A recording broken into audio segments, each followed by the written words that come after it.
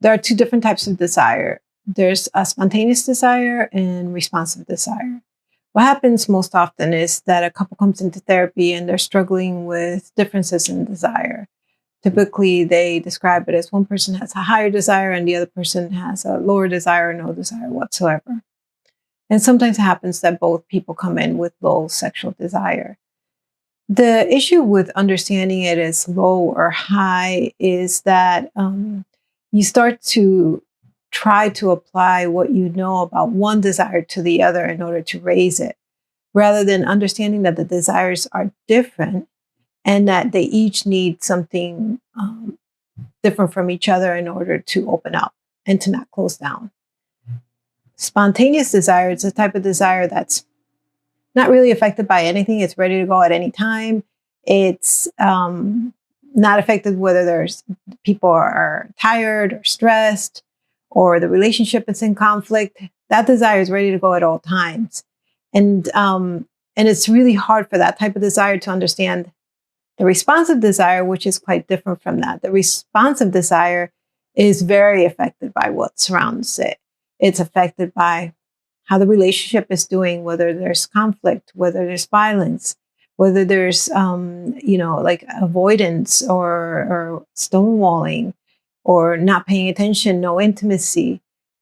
It's also affected by what's happening inside themselves, whether how good they feel about themselves, how good they feel in their bodies, whether they have stress, whether they have mental health issues, depression, anxiety, especially anxiety, because anxiety is something that keeps you in your head a lot. And if you're in your head a lot, you can't be in your body, which is where the sexual desire resides. So the individual factors also affect responsive desire. Not only that, contextual factors affect sexual desires, such as, if there's been a move, if the job is stressful, if the place that they're living doesn't agree with them. So anything that has to do with their surroundings, their environment, also affects sexual desire. It shuts it down.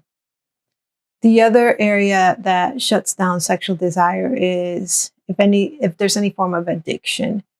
So we're talking about like any type of addiction. It can go from gambling, work, exercise.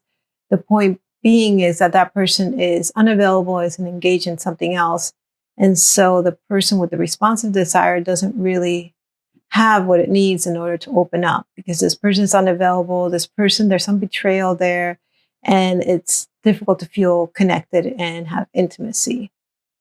The other addiction that seems to be really prevalent, and it does affect desire on both desires, on the spontaneous and the responsive, is porn use. Now, porn use can affect the person that's engaging in the porn because you get used to a certain stimuli. Just like when you're masturbating, you get used to a certain rhythm and a certain pressure.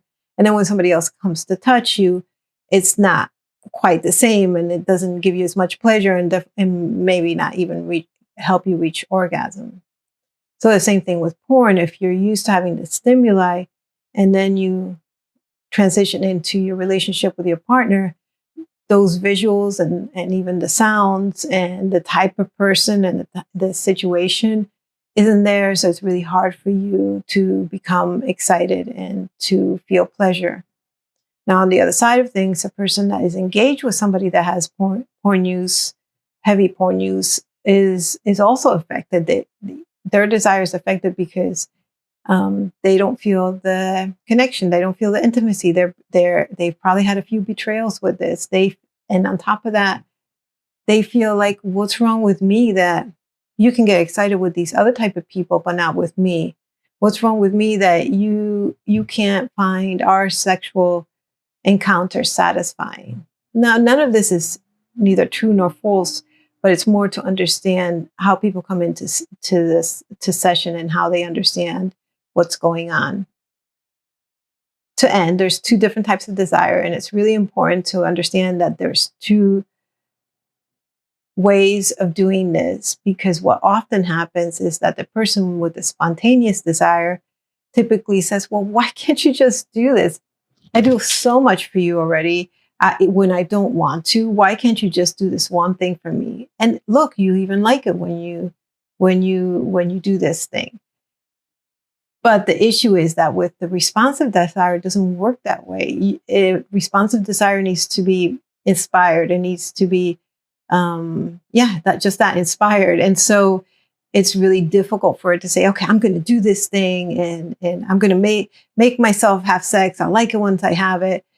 And people do that, but there are some consequences to that. Some of the consequences from engaging in spontaneous sex when you have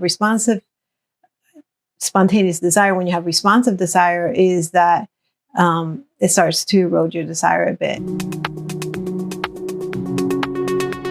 We went over the different types of desire. So what happens when these two desires are in a relationship and the responsive desire starts to be affected by what's going on around them? And this happens often because when you first get together, you're having lots of sex. It's really exciting. You can't stop from putting your hands on each other. And then you get married or you set up house together, or even some time passes in your relationship and sex starts to go down a bit. And the person with the responsive desire starts to be affected by the things in their context, like we talked about last video. And what happens is when they're affected by these contextual things, then their desire goes down, and the person that has a spontaneous desire can't understand it. The question is like, why can't we have sex like we used to? Why have you lost your desire? What's wrong with you? What's wrong with us? People don't understand that the responsive desire starts to be affected by things like what we talked about, like the relationship, what's going on with them, what's going on outside of the home, and whether there's any sort of conflict around them, any abuse, any sexual abuse, any addiction, all those things. And the reason why the responsive desire wasn't affected by that at the beginning of the relationship is that no one's affected by anything at the beginning of the relationship. You're basically high on chemicals, and so you don't feel the pain that you normally feel. You don't feel the distress you normally feel because you are basically high. And then so once you come down from that high, you start to feel some of the things that you weren't feeling before, or be affected by some of the things that you weren't affected before.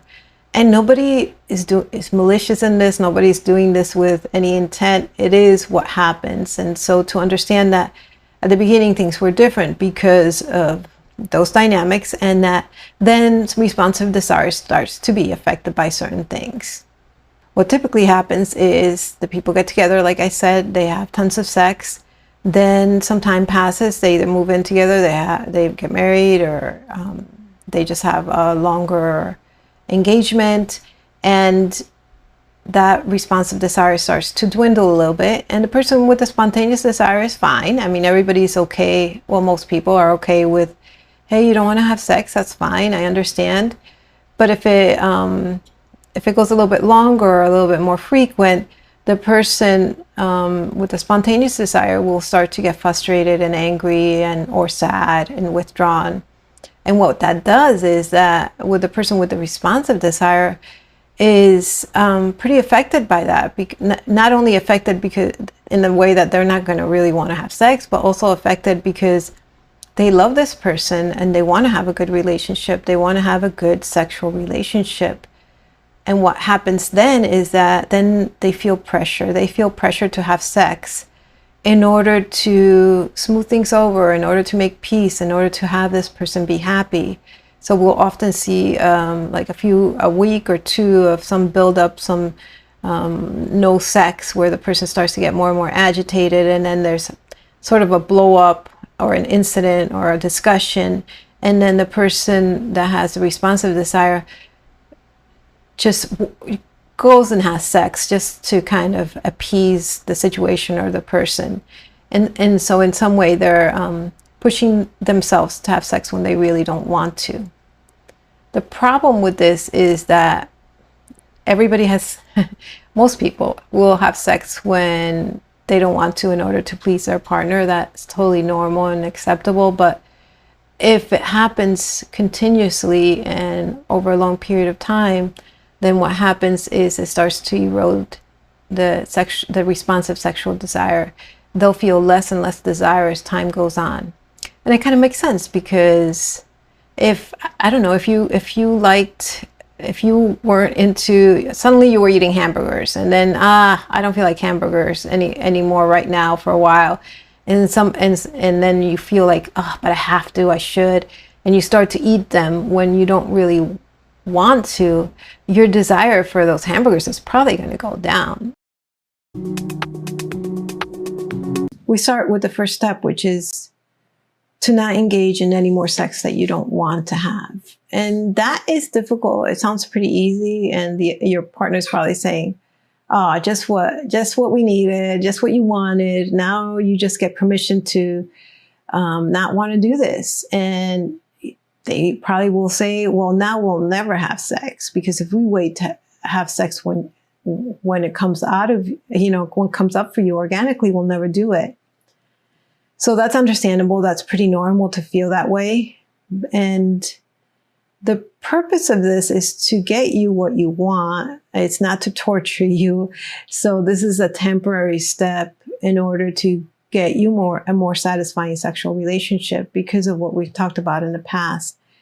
It's an important step. It's a step that is needed, and it's a temporary step. Eventually, after a while, you'll be able to engage in sex that maybe you don't want to every once in a while. But for now, we kind of need to clear things up and give your desire some room to figure out what it wants and what it needs. So the first step is to stop having sex that you don't want to. Ask yourself, am I doing this because I want to, or am I doing this because it's to please the other person, or it's to appease the other person? And as I said, it's really hard. So I think we need to acknowledge that the other person, this is not easy for them. It's not easy to say no to the person that you love, especially with something so important. What you want to do is do the exercise, understanding my desire, after you stopped having the sex that you don't really want to have, to start having the conversation with yourself of, what is it that closes it down? What is it that opens it up for me? So that we start to develop a list of things that can contribute to having more sexual desire. And this takes a while. Your body needs to kind of adjust to the idea of, like, I'm not going to do this thing that I've been doing for a while. It's really hard to be on the other side of this process, where you're asked to take a step back when you're already pretty upset about not having the sexual relationship that you desire, or maybe that you deserve. And suddenly now you're going to have to take a step back and wait for that person to come to you rather than you go to them. But the goal of doing that is not to punish you or to make things worse for you or to not get you what you want. It's actually the opposite. It's to actually get you where you want to go and change the dynamic that's been going on for a while. So for you to become really calm in the process and not put more pressure on your partner is super important, although it's very difficult. It's important for the process, for the dynamic to change. So you want to do the best that you can in becoming very zen about sex. Some of the things that I've learned that help in this process is, first, give your brain a time frame, say 6 months. Tell your brain that this is temporary, this is something that you're going to do for 6 months. And that tends to calm the brain down, instead of, leaving it open-ended, where it starts to get anxious and thinks, and doubts whether this is going to go on forever, and etc. So that's one thing. The other thing is, make sure you can talk about this. You can talk about how difficult it is. You can talk about, what I really want to do is go back to what I've done before. What I really want to do is show or talk about how upset I am with my partner. But the best thing is for you to talk to somebody else about that, because remember that the object is to remove the pressure for your partner to figure out what they want to do with sex. So find somebody to talk to about it. You can schedule a therapy appointment, or you can talk to a friend, but stay away from talking to your partner about it, because again, you don't want to put more pressure on them. How to identify your woundings and how to manage them and communicate them. And the reason we want to do that is to improve communication. The reason communication is so important is because when you start to feel these pressures, as well as the unmet needs that you have about sex, a lot of that stuff results in wounding. And then it leads to really hard ways of communicating with each other that sometimes feel like it's spiraling out of control. Because what happens in these ways of communicating is that each person is touching on each other's wound, which makes the communication really difficult and hard to resolve and get a grasp on. So we want to talk about wounding, because it affects the way we communicate. Unless we understand what our wounding, our pain points are in these interactions that we've been having for years or maybe a few months in regards to sex, it's really difficult to change the way that we communicate. So the focusing on communication, that faulty communication leads to conflict in the relationship, and conflict also leads to faulty communication. There's a bidirectional process. So if you start out with negative associations around sex, you have pressure to perform, pressure to have sex, then you have some unmet needs. Everyone seems to be hurt in some way. And on top of that, you're not communicating in a way that's effective or healthy. That just adds another layer of problems to the whole situation. And also, communicating most often is one of the best ways to heal from some of these issues. So communication is really important, and we want to address it. And one of the ways to address it is to understand what happens between people in hard situations, and how they're hurt and how to manage that hurt.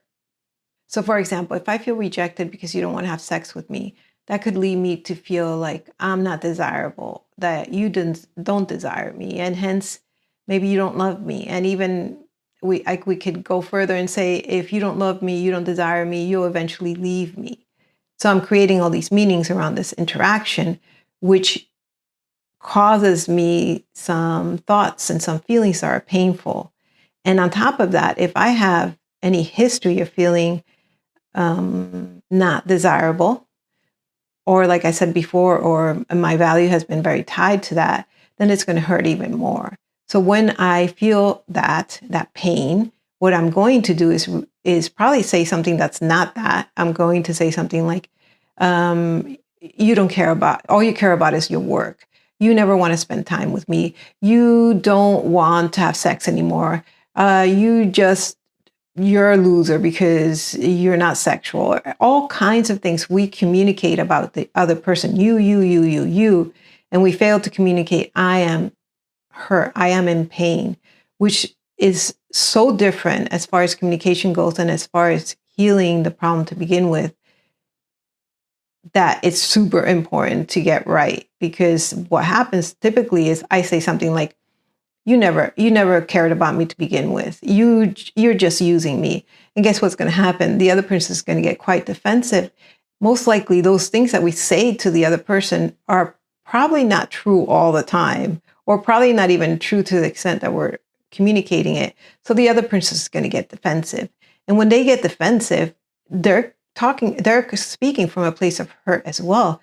Because when you say you don't care about me, or you never want to have sex, that hurts me. It could hurt me because it feels like I've done something wrong.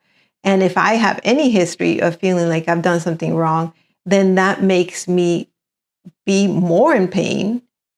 And I will react in a certain way to that comment by either like lashing back at you or withdrawing from you. And so all these, what we call a dance, you just keep on dancing with each other. One person, steps this way, touches my ouch, and then I step towards them and touch their ouch, and we just keep on going and going and going. And that's why a lot of couples find themselves in this downward spiral where they can't recover from, because it's never ending. You find things that that are not true, that hurt. And so we keep on throwing that back and forth, and there's no end to it until we just kind of just give up or get tired or whatever. But the point is that with this type of communication and all, it doesn't really lead to anything good. It doesn't really lead to making the situation better. So what we need to do is understand how to communicate in a different way by understanding what our wounding is. So the next section is focused on, let's understand what your wounding is. Let's learn how to communicate it. Let's learn how to listen to each other when we're talking from this place, so that our communication can become stronger in order to help us heal from these things that are very painful. One of the most important things, like I said before, in order to increase communication is to regulate your emotions. So in order to regulate our emotions, we need to know what they are. And we also need to know this is the emotion that's coming up for me, but are there other emotions there? And why is this emotion coming up for me? Is there a history there? So what we want to do is be able to find out whether the emotions that we're having are the only emotions that we're having, and also if there's a history with it. Because if I have, like I said before, if I feel like I'm not good enough when we don't have sex, and I have a history of not feeling good enough, then we need to not only address how that feeling is coming up in the relationship, but how it has come up for a really long time before I even got in this relationship. And some of you may already know what your pain points are, and some of you are probably not aware of them. So there's an exercise that will help you first identify what your theme is, what your pain points are.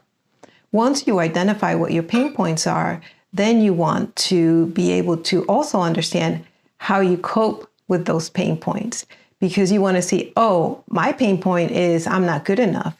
And what I do when I feel like I'm not good enough is move away from the situation. Or what I do when I'm not good enough is move towards the other person, try to get some answers, try to get some security, try to get some love. So we need to know not only what our core pain points are, but also how we cope with those pain points. So there's another exercise that's also going to help you in understanding how you cope with these emotions that come up for you. And in these exercises, you're also going to share it with your partner so that your partner understands, so when this is going on, this is what's actually going on. So when you move away from me, it's not that you don't like me, it's that you're scared that you're not good enough. And so it makes a difference. So now we start to understand our partner's reactions and the way that they behave as something that is completely different than what we're thinking, and also not anything to do with who we are or what we're doing. Once we understand what our core feelings are and how we cope with them, we want to be able to regulate them better. There are a few steps in regulating emotions, and they all have kind of the same goal, which is the goal is to stay with the feelings, to accept them, to nurture them, to embrace them. What we typically do with feelings that are distressful is we move away from them. We avoid them. We want to forget about them. We want to get busy so we don't even think about them, because that's what we were taught when we were, probably all of us were taught as we were growing up, especially if you're my generation or even very, I think things are changing is the point. But most of us were taught like, your emotions, no, don't stay with them. Try to get busy. The first thing people say to you, just do something to entertain yourself. Do something so that you can forget about it. We're not taught like, embrace the feelings, stay with the feelings, stay with the distress. It's okay to feel these distressing feelings. So these ways of managing or helping you regulate the emotions in a way that's not going to lead you to more problems is the goal is to stay with emotions. So the first way to do this, and I'll go through each one of them. The first way to do this is it's a mindful, meditative type of process, which I call stay with your feelings, and we'll go over that. The second one is what I would call is looking at our different parts of ourselves. And when we start to look at parts of ourselves, not only are we staying and understanding those feelings, but we're also addressing some unconscious things that come up for us, because we're going into this experiential, imaginative space with our feelings that helps us not just stay with the feelings and understand them more, but also touch on some of these unconscious processes that come up in our pain points. So our pain points, we can become aware of some of them. They're like the tip of the iceberg. But then there might be this, the bottom part of the iceberg that we're not even aware of, which we call the unconscious.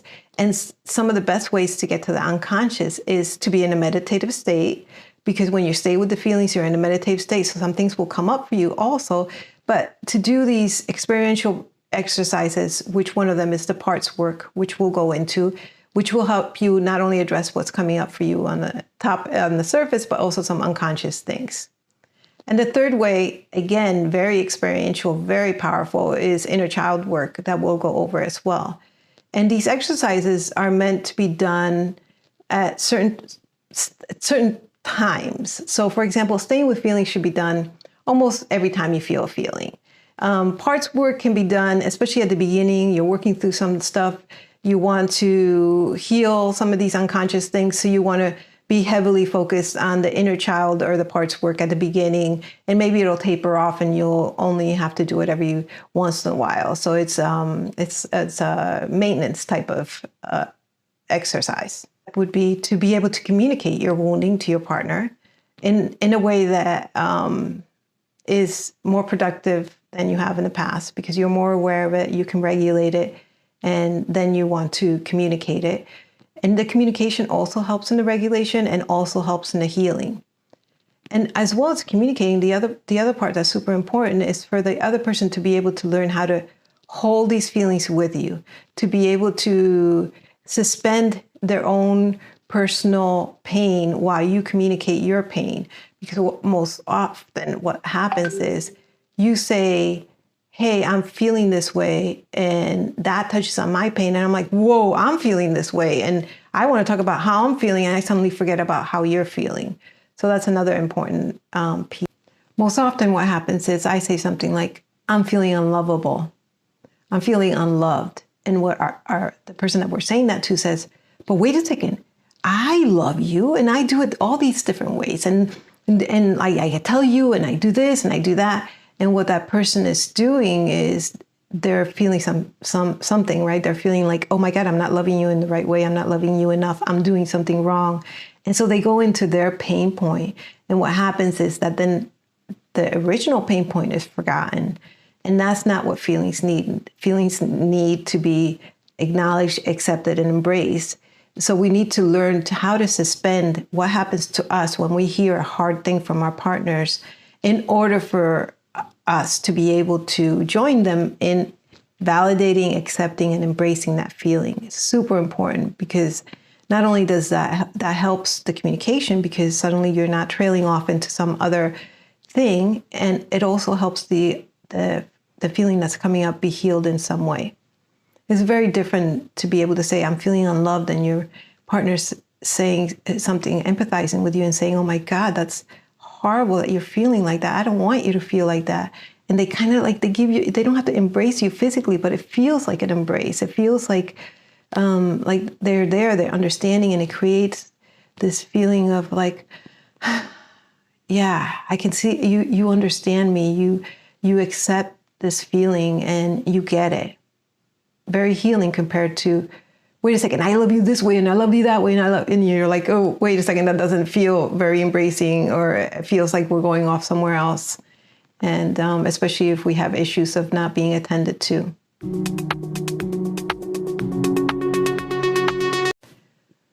Once you understand what your wounding is and you have a sentence that goes along with it, you want to make sure, and you're also in some way learning how to regulate it, you want at the same time to start communicating it, because communicating it does a couple things like we've talked about before. It helps in the couple dynamic. It helps to be able to say what you really are feeling so that the other person doesn't have to guess what it is or interpret it in a completely different way, which then creates a whole issue in itself. And you also want to communicate it because it helps you heal from that feeling. So 2 very important things. Now, communicating what we feel requires that we know kind of like what we tend to gravitate towards. And also in the moment where we're feeling distressed, to be able to ask ourselves, well, let's say something happens and I feel like you never do anything with me, right? That's the first thought I have. This person doesn't want to be around me. And then you want to ask yourself, well, I know this question sounds silly, but you want to keep on asking yourself kind of the same questions, like, why? Sort of like what you did in the exercise, the worst experience of my life. I say, well, why does this bother me? Well, why does this bother me? But, if this were true, why would this bother me? Like, if it's true that my partner doesn't want to spend time with me, why would that bother me?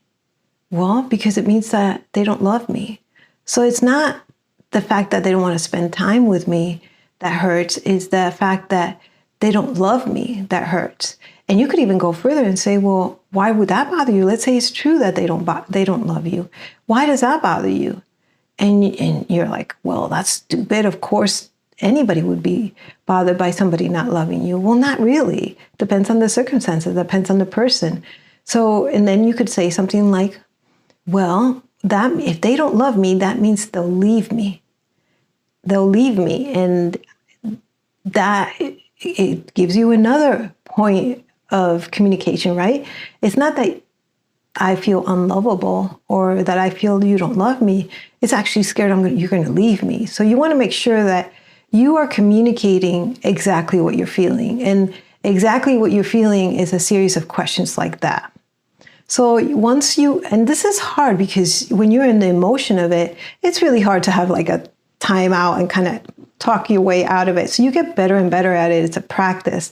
And pretty soon you'll be realizing like, oh, I'm getting that feeling again.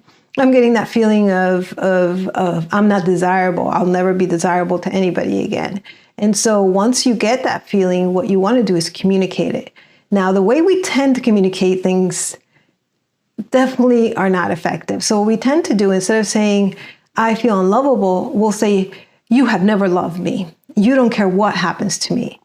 And that's not, the problem with that is that it's not the truth of what's going on for us. The truth is I feel undesirable, but we're saying something else. And then we're assuming things about the other person. And maybe you were right, maybe you were wrong, but the assumption is the problem because the person's going to get defensive right away. And as soon as they get defensive, guess what? They can't attend to that wound that we have. They go into their own space. So we want to make sure that when we communicate our wounds, we know what they are. We're kind of clear on what the bottom line is. And we start to talk about I language and feeling language, not thought language. It's not like I feel that I think, like we tend to do. I feel that you don't do enough for me. No, I feel not loved. I feel dismissed. I feel thrown to the side, that type of thing, rather than I feel you think. No, I feel what the feeling is. And to be able to speak from an I language rather than a you language is going to be much more effective. It's going to get you such different results than the other stuff. And also, when you find yourself, because this is part of communication too, but more on the side of listening, when you find yourself being defensive, that's not communicating, because you can't be defensive and listen at the same time. You're so involved in your own issues that you miss what the person is trying to convey to you. So anytime you're getting defensive is kind of a red flag that you're not communicating in the most effective way, even though all of us do it. And by the way, this communication thing is not something that you do right away and it's really easy. It takes some time and it takes some practice. Just remember that you've been taught to communicate the whole exactly opposite way your whole life. And so this is going to take some time. So have some patience with yourself. It will come. It gets easier to do over time. The nonviolent communication people do a great job in kind of delineating what this type of communication looks like, and also the imago people. I will definitely give you a summary in some exercise to do with those models in mind. But if you wanted to, research it more on your own, there's plenty of books on it, on the nonviolent communication and imago therapy. The last part about making your communication more effective, which will lead to more healing and less conflict, which will then help you address these sexual issues, is holding each other's wounds, which is being able to listen in a way that's effective. So like we said in the previous video, if your partner says, "You don't love me," that one's like advanced level stuff, because then you have to, first of all, they should be trying to say it in more language like "I don't feel loved" rather than "you don't love me." But if they make a mistake and they go into the "you don't love me" in an accusatory sort of matter, after a while you'll be able to take a moment and say, "Oh, I know this is their theme. This is what comes up often for them. Let me see if I can take a space that's non-defensive and non-focused on how I feel because they said that, but rather hold that feeling for them." And the way that you hold the feeling for somebody else is they say something like, "I feel unlovable right now." And you're thinking, or "You don't love me," let's say, you're thinking that is the craziest thing that you've ever heard, because you definitely love this person. You love them very deeply, but yet they feel unloved. And so that's the thing, is a lot of times we understand what's going on, not through the lens just of what's going on, but also through the lens of what we bring to the table from the past. So if I have a history of feeling not being loved, and then I feel an inkling of that in this relationship, I'm going to go straight there. And I'm going to say, "You don't love me." I'm not going to say, "Hey, that old feeling's coming up for me right now." I'm going to say, "You don't love me. I feel unloved in this relationship." And for the person that's hearing it, they feel like that's craziness. And so they'll say something like, "That's crazy. I love you this way, blah, blah, blah, blah, blah. And you shouldn't be feeling like this." And that's basically invalidating and just staying away from the feeling that's coming up for them. But what you want to know is that by attending to that feeling and saying, "Oh my God, I'm so sorry you're feeling like that. I don't want you to feel like that." You're not saying that it's true that you don't love them, or that, it's true that you don't do all kinds of things to make them feel loved. What you're saying is that what they're feeling in that moment is true, that their feeling is true. You're not agreeing to everything that goes along with it. You're just trying to be empathetic for that very real feeling that person's having. Because that person, no matter how crazy it is definitely feeling it to be true in that moment. And that's what the important piece is.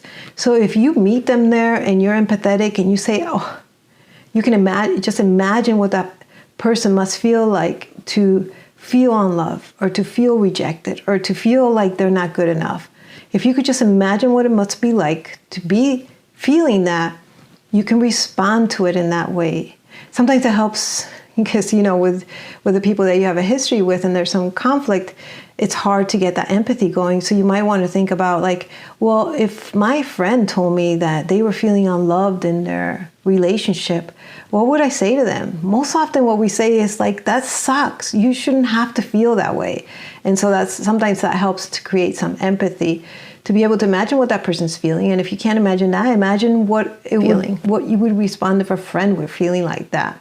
So the point is to be able to hold any feeling, no matter how ridiculous or crazy it sounds, or unfair or not true, and be able to say, "Wow, that sucks." That's going to help the person heal, because you're holding the feelings with them. And if you do the opposite, which is what we tend to do, it's like, "No, that's crazy. You shouldn't be feeling that way." We invalidate the feeling, which makes the feeling bigger, doesn't heal it. And then that person feels alienated from you, doesn't feel connected, because you haven't met them there. You haven't been empathetic. And the more you're empathetic and the more you meet them there, the more intimacy, the more connection. And guess what? The more sex eventually. Again, if you find yourself being defensive, you are not listening. You are not holding those feelings. When you're in defensive mode, you cannot hear somebody else. You're all involved in your own stuff. And so you're moving away from what is more effective in this situation. So watch those red flags of being defensive and back your way out. It's the wrong way to go. Back your way out of that and start over again by saying, wait, I was just getting defensive. Let me see if I can empathize with this person and meet them here. The other thing that happens a lot is when somebody tells us about their pain, we want to fix it right away. We want to do something about it. We want to figure it out. We want to talk about it endlessly, and we want to figure out how to help that person get out of that feeling. That tends to be not the right way, not the most effective way to go about it. So anytime you find yourself in fix-it mode, try to back yourself out of that one too. Unless some people find it helpful to ask the person, do you need me to help you try to find ways to resolve this, or do you need me to just listen and be here with you? And most often the people know what they need, and they'll say, no, I just need you to hear. I just need to vent. I definitely don't want to go into problem solving mode. I think a lot of times we think that the people that are feeling these things haven't gone through problem solving mode. That's like somehow or another we know more than, like, we can figure this out, when they've spent endless amounts of hours trying to figure this out. And it's not about figuring it out, because that's about moving away from the feeling. It's more about staying there with the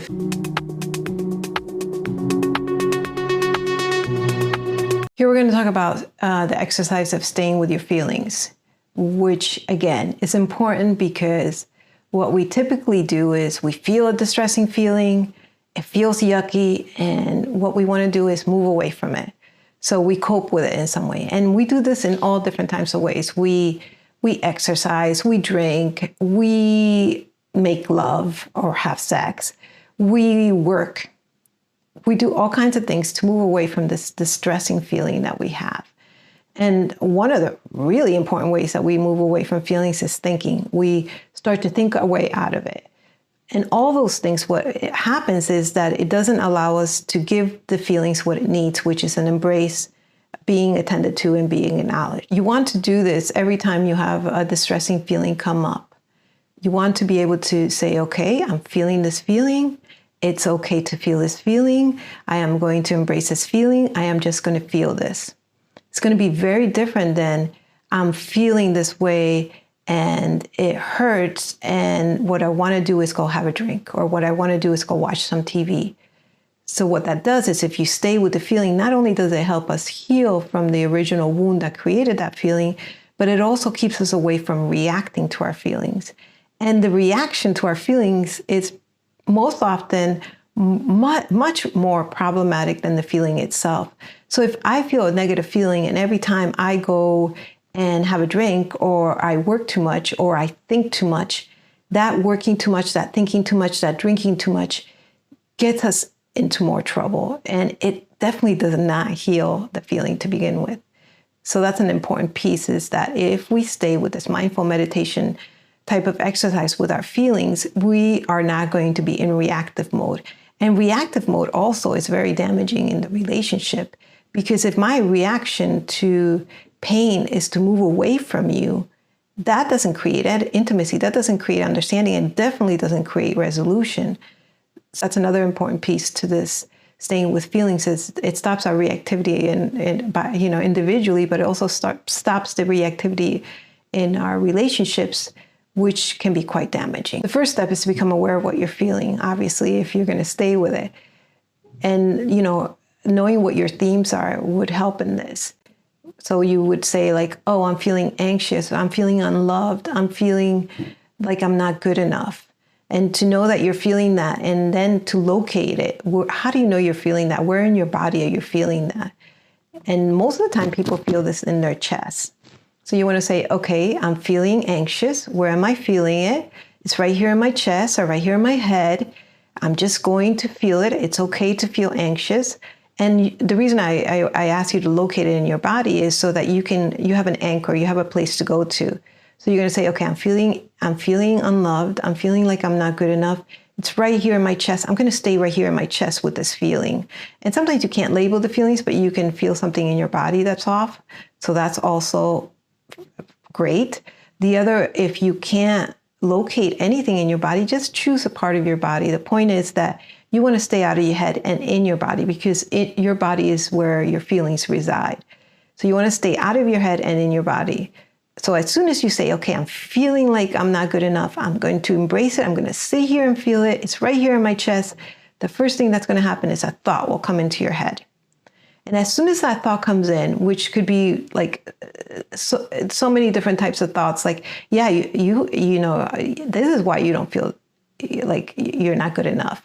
Or no, wait, you are good enough. Or no, do you remember when you weren't good enough here? Or do you remember when you were good enough here? I mean, the thoughts just keep on coming. So as soon as a thought comes in, which will be immediately at the beginning, you want to say, nope, no feelings, no thoughts. I'm going to stay here in my feelings in my chest. And then right away, another thought will come in and you're going to redirect it to your chest. So the whole time you're going from thought to feeling, which is different sometimes from meditation, from the meditation that I know of anyway, which is to be maybe in a non-thinking, non-feeling state. But this is more about like no thinking, definitely, but going into a feeling state. So you're really staying with the feeling and not in your head. So every time a thought comes in, you focus on the feeling you have in your body. And what will happen over time is that you'll feel this feeling less often and less intensely, which is a great thing. And it helps, so that's why it helps you regulate the feeling. And you're definitely staying with the feeling and not engaging in the reaction to the feeling. There's no need to react to the feeling because you're staying with it.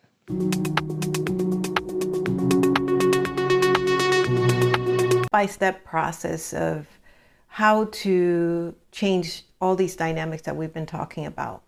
Now remember, the goal here is to give some space to the responsive desire to figure out what the responsive desire needs in order to open up and what needs to be taken away so it doesn't close down. So that's the goal here. And so it should be something exciting. It should be something you're looking forward to. The first step is to stop having any sex you don't want to have. That's pretty detrimental, and at least in the model that I follow, in the model that I use. That sounds pretty easy, but it's actually really hard. I mean, it sounds pretty easy for the person that is stopping having sex that they don't want. It's like, oh, you just get to do what you want. Well, no, this person is going to struggle quite a bit in dealing with the feelings that come along with not providing to their partner what they need. It's really scary. Well, are you going to leave me? Are you going to find somebody else? Are you not going to love me anymore? Are you going to move away even more from me? And then the question of like, do I really want this? Do I don't? What do I want? What don't I want? All those things it's a difficult process, as well as a difficult process on the other end to be able to be okay with this person taking this time and this space to figure out what they want in sex and to figure out what their desire is organically. So as this person is working on not having any type of sexual encounters that they don't want to have, the other person that has the greater desire, has spontaneous desire, has to work on becoming what I call Zen about sex. They have to work on becoming truly calm and okay with whatever is going on in their sexual relationship, which is very difficult if you've had years and years and years of not getting your needs met sexually. And if you had years and years and years of conflict around this, and finally you go take this class or you go to therapy and you're like, okay, now I'm going to get what I need. And the first thing that we do as a therapist, or that this program does, it says, well, no, you got to wait. You got to wait a while. And actually we're going to up the ante, and you're not going to get sex at all, maybe for quite a while. And so that's really, I understand that's truly difficult to do. And also you might think, oh, I've done this a million times. You know, I have stopped sex. I have stopped wanting sex. I've stopped asking for sex, and then nothing happens. Yes, I believe you. The thing is that some other things need to happen at the same time. And when you say I've stopped asking for sex or I've stopped wanting for sex, have you also stopped becoming grumpy about it? Have you also stopped withdrawing because of it? That's super key here, because if you just stop asking for sex and you stop wanting sex, but then you're removed, you're withdrawn, you're giving the cold shoulder, you're angry, you're frustrated, those are the things that create pressure for the other person to engage in sex eventually. So maybe you'll go a month without asking for it verbally directly, and then that person feels the buildup, the other person feels the buildup, feels the frustration, because, and then you're not giving the responsive desire what it needs, which is connection, attention. you're withdrawn, you're angry, and that shuts it down. And so that person ends up having sex with you, even though the things that their desire needs aren't there. So the part about becoming really okay with this process is super important. Trying to regulate your emotions around this is key. You really want to address what's coming up for you emotionally and regulate them like we did it, like the exercise we did in the past. But not only that, start to talk about it, but definitely not with your partner. So this goes against all kind of couples therapy approaches. This part you do not want to share with your partner, because that sharing in itself is creating pressure, has created pressure. And I'm not saying that you won't be able to express your feelings and desires around sex forever. I'm talking about just for a little while.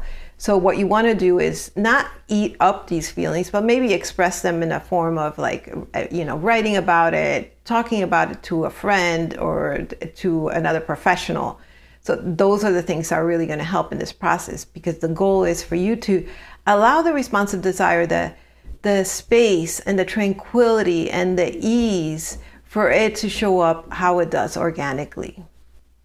The other part with becoming okay with this process is take a step back and let that person come to you. Stop trying so hard. Stop even caring about sex. And sometimes what I tell my clients is, think of this as, I don't know, you're going to a monastery for 3 months and there is not going to be any sex.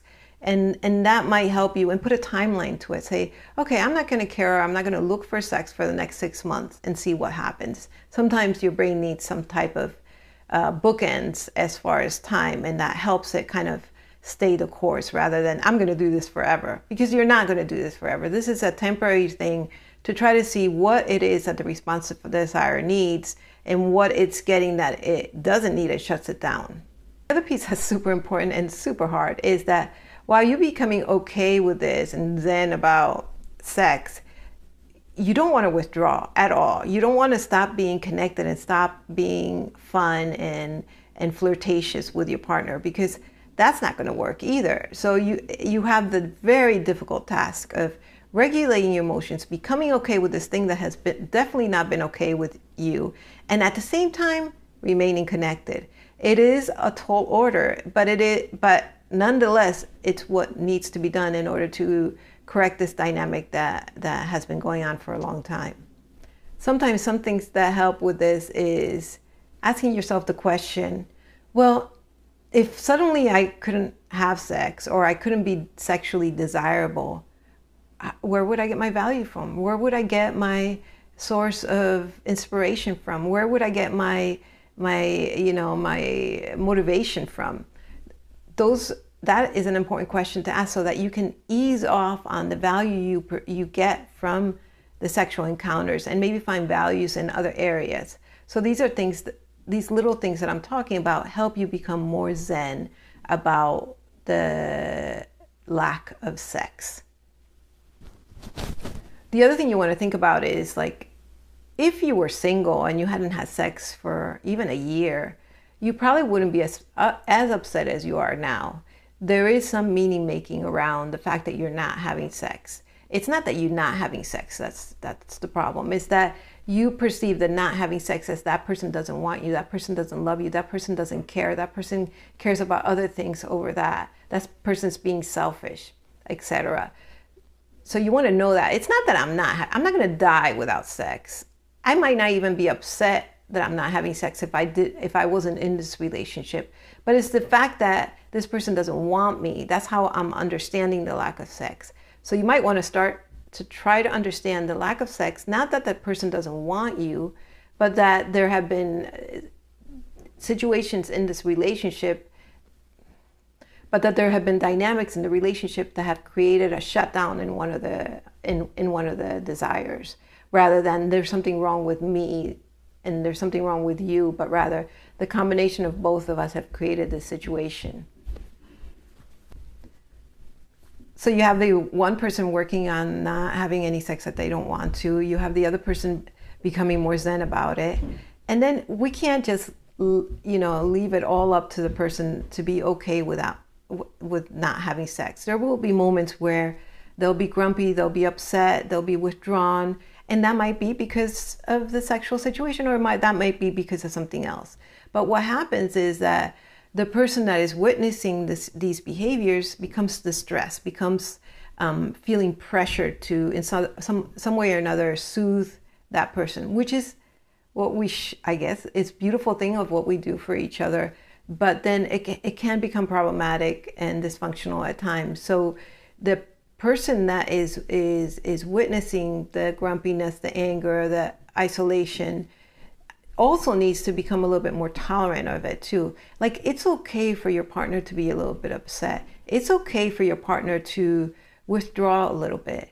It doesn't mean maybe what you think it means. And you might want to even check in with them. When you withdraw, does that mean that you don't want to be with me anymore? When you're withdrawn, does that mean you're angry with me? Or even better yet, and these are all part of the exercise we've done, when you withdraw, I feel like the relationship is in trouble. I feel like the relationship is going to end.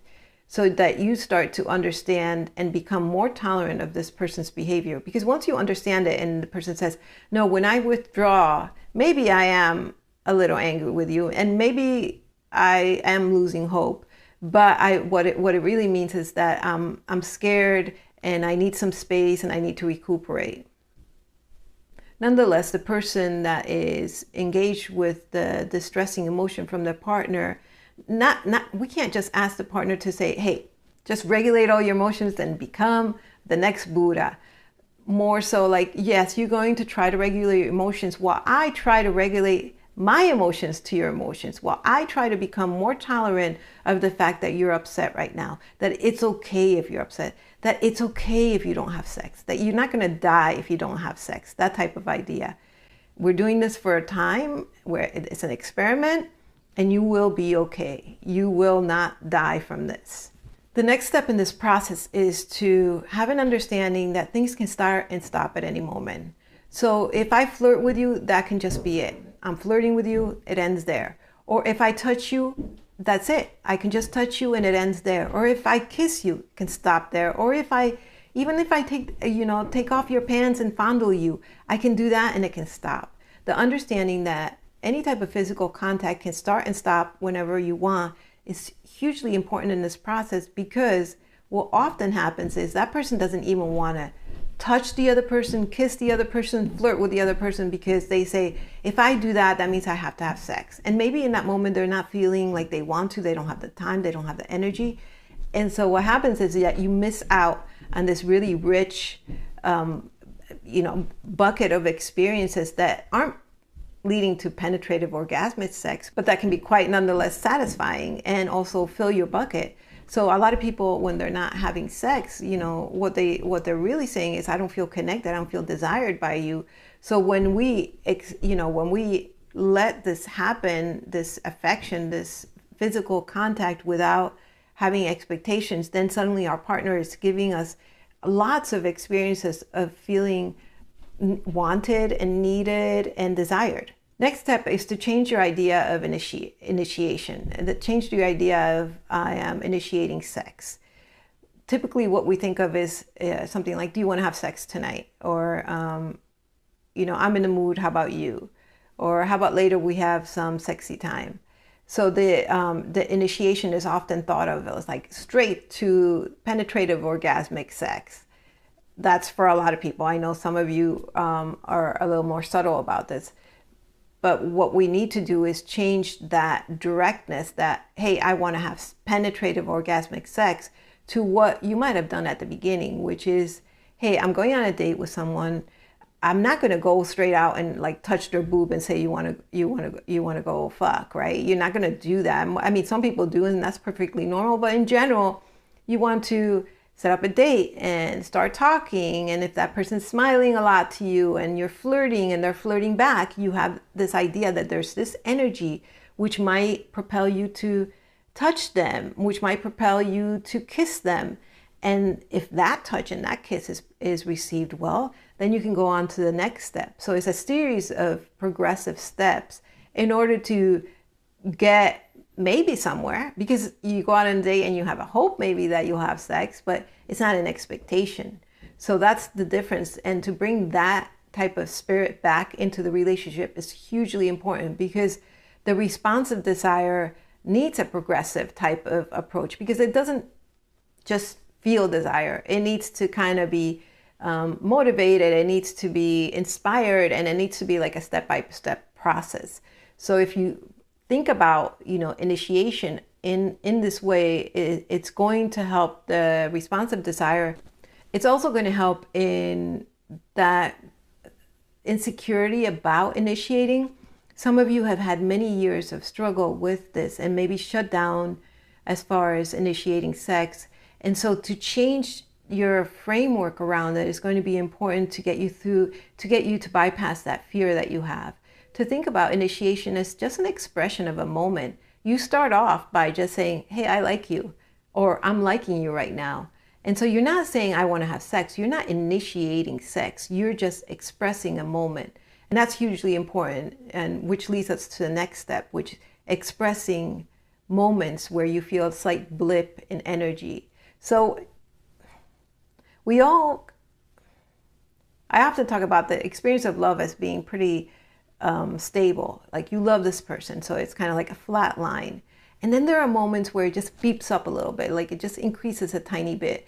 And those are the moments where I refer to as like, I'm in like with you right now. I'm liking you right now. So I love you. I always love you.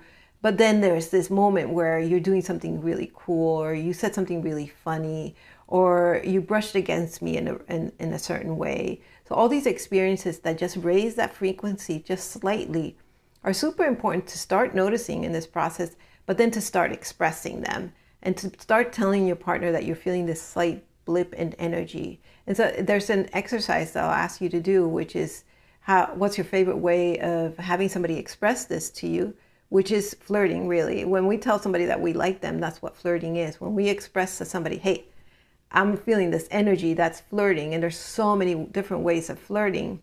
So what you're going to do in this exercise is to write down all your favorite ways of being flirted with, and all your favorite ways of flirting for somebody else. So both, and so that you understand, so both you and your partner understand, like, oh, when they do this, they're flirting with me. Because you may not understand that they're flirting, because it's not your language, it's not your favorite way of doing it. Because you may not understand that when your partner's being playful with you, they're expressing that blip in energy. So I often think about, like, oh, one person's speaking Spanish and the other person is speaking French. And that in actuality, if you guys both spoke different languages, you would do your best to try to learn each other's languages so that you can understand what they're saying to you. So the same goes with here, and I'm sure most of you have heard of the love languages, but this goes a little bit beyond that, and more like, when I do this, that means I'm expressing to you that I like you. But also, let me express to you that I like you in the way that you're going to understand it. So not only am I expressing that I like you as you would understand it, I'm also expressing to you in my organic way. And then on the other side, I should know what your organic way is, so that when you're playful with me, I understand that you're actually flirting with me. So that's an important part of this process, is the expression of like, because that's where it all starts, right? If we go back to the example, if I'm starting to date again, you're not going to go out on a date and not have this expression, because then nobody knows where they stand, Like, if you don't tell the other person that you like them in some way or another, whether that's by paying attention or being curious or asking them out again or touching them or flirting with them, there's not going to be a relationship. So there's this back and forth of expression of I like you, and we need to bring that back. So that's this step, is start to notice and express those little blips of energy that you feel. The next step in the process is to change your expectations about the sex that you do have when you have it. Not the sex, but the physical moments that you do have. Many people have expectations around sexual physical contacts as it should be penetrative and it should be orgasmic. So what you want to do is say, well, look at all your best sexual experiences in your life and think about what made this such a great experience. Aside from the physical pleasure, yes, we all get physical pleasure, but What was it about those situations that really made you feel like this was a great experience?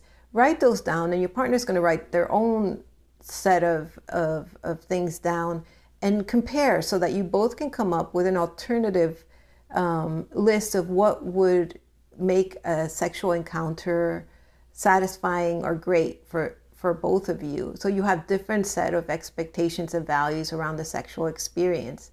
A lot of people talk about, most people, I would say, when I talk about this, they say that the most important thing for them to make sex great is connection and fun.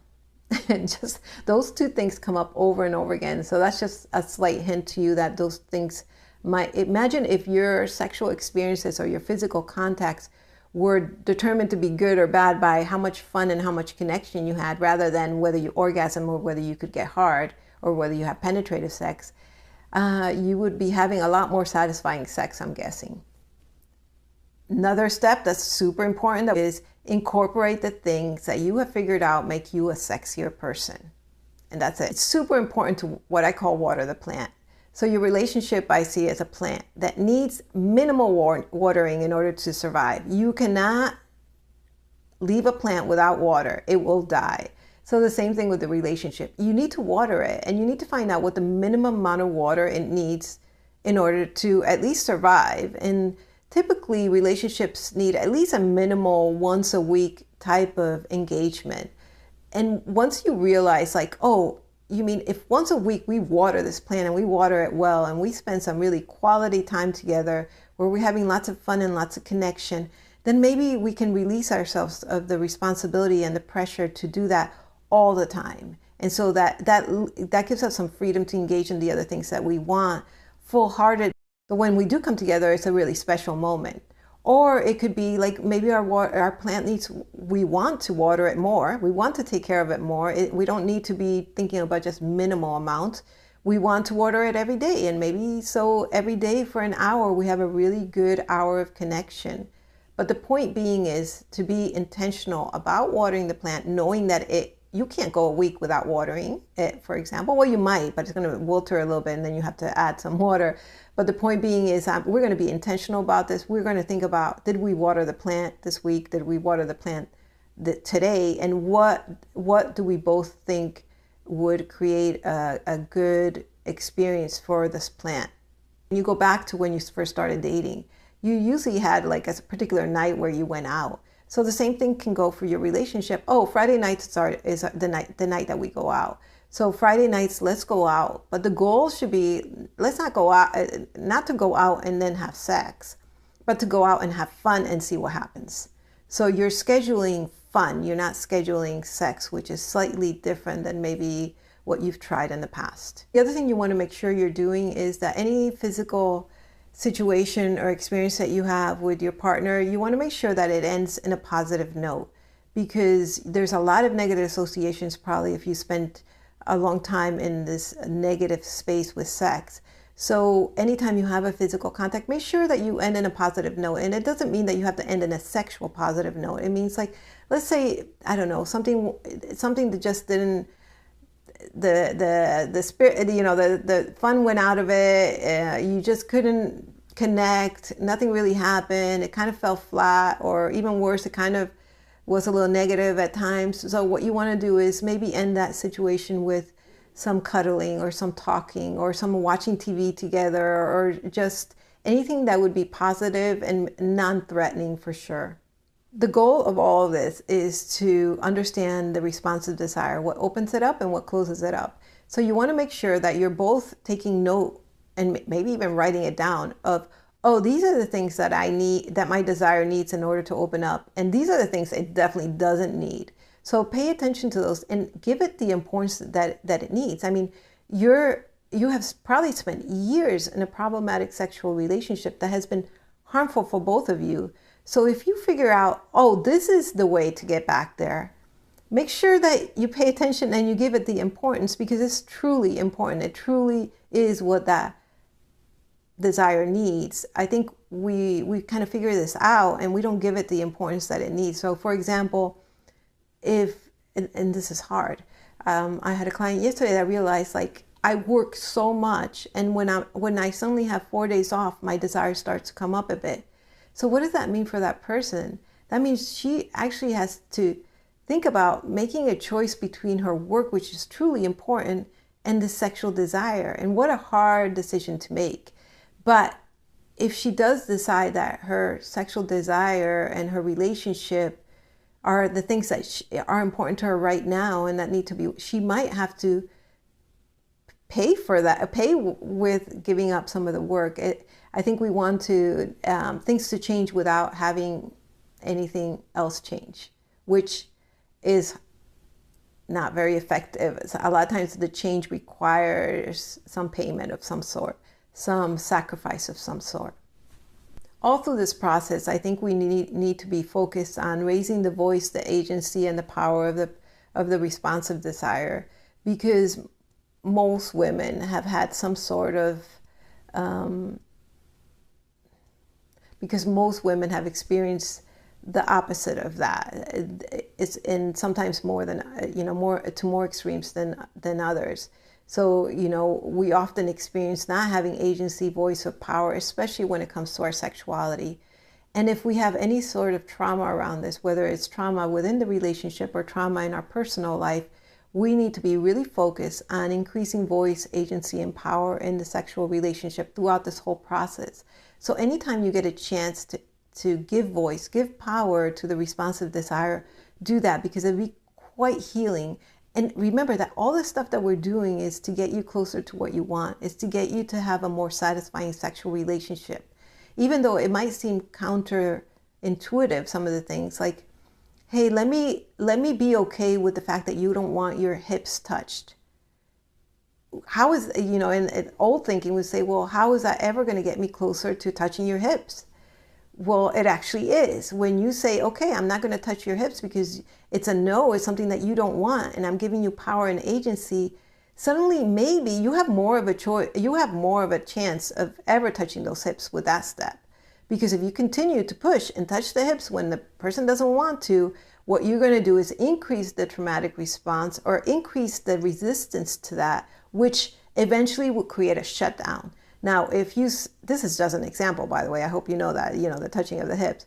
But if you touch the hips and the person says, no, I don't want you to touch my hips, and you don't, that person feels a sense of empowerment and a sense of control. And so they are much more apt to say, well, okay, I can trust that this is not going to be touched when I say it's not good. So let me see if I can play around with it. Let me see if I can let him touch it for a little bit and then tell him to stop. Or let me see if I can find a way to have it touch that maybe wouldn't bring up the same issues for me. Finally, the last step is, and it's probably after you're having some sexual experiences together, you want to often be in conversation with this type of question, like, what do you want more of? What do you want less of? So I see this exercise, now, what you want more of, what you want less of in sex.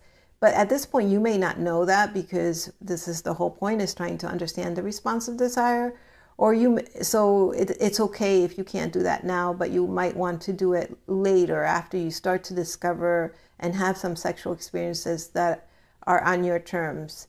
But if you do have a list now, and for example, one thing that a lot of people talk about, I want it to go slower. I want to have more time before we go into the penetrative sex. I want more foreplay. Often, a lot of people answer that. So if you know that already, you want to be able to express that to your partner so that they can start incorporating that right away. And you want to be specific, like, I want more foreplay. Well, what do I mean by foreplay? Does that mean kissing? Does that mean touching? Does that mean flirting? How long do I want the foreplay? Do I want it to last the whole day? Some people do.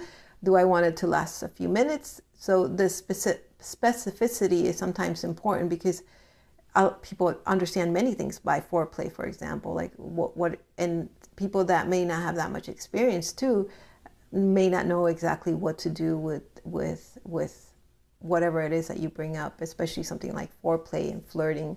A lot of people haven't had a lot of experience with it, so they don't know exactly what to do. So to engage in this process of having open communication about what you want more of and what you want less of is something that's going to enrich your sexual experiences. I hope that by following all these steps, you have found some way that's different in engaging with each other, and that you might be having more satisfying sexual relationships. That is my hope, although I do understand that a course like this might not completely do it. So if you find yourself taking this course and not seeing much of a change or struggling with the change, talk to a therapist. Talk to it doesn't necessarily have to be a sex therapist. It'd probably be better if it's a sex therapist, but talk to a therapist, because sometimes the therapist can help you navigate some complicated issues. But this is a good course to start off with. See if things change for you with this, and if they don't, then to seek further help, especially if you're dealing with anything like violence and sexual abuse. You want to give that a little bit more attention.